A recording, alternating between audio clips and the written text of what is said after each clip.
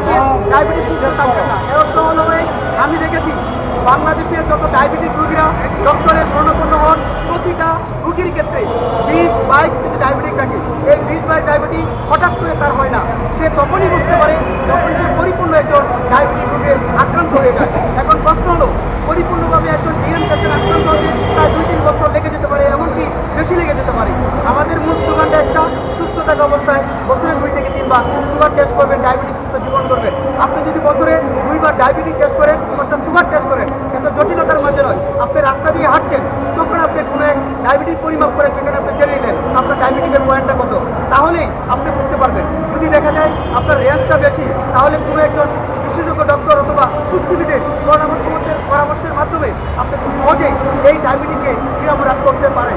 আরেকটি বিষয় হলো, ডায়াবেটিস যদি প্রাথমিক অবস্থা ধরা পড়ে তাহলে আপনি অনেক দিন ভালো থাকবেন, আর যদি ধরা পড়েই থাকে মানে লাস্ট পয়সা আসবে। কিন্তু সেই ক্ষেত্রে আমাদের রাষ্ট্রীয় অর্থ যেমন অপচয় থেকে রক্ষা পাবে, যে ব্যক্তি আক্রান্ত হবে তার কর্মক্ষম থেকে রক্ষা পাবে এবং সে অর্থনৈতিকভাবে মুক্তি পাবে।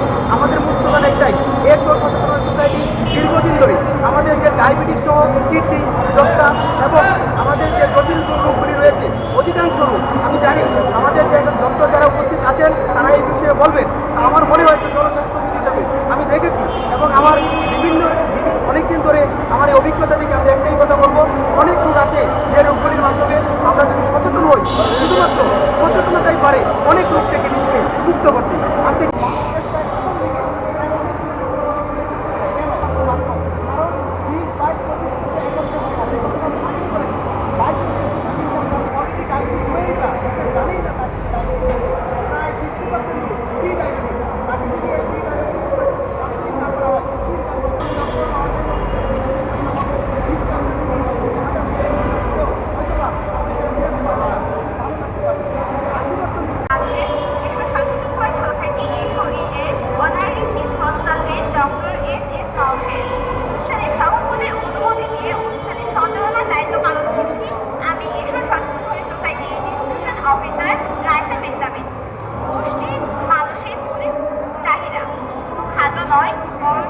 সঠিক খাবার বৃদ্ধি করবে শারীরিক সক্ষমতা।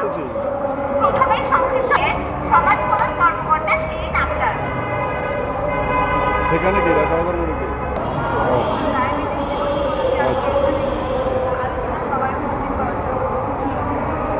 কোনটা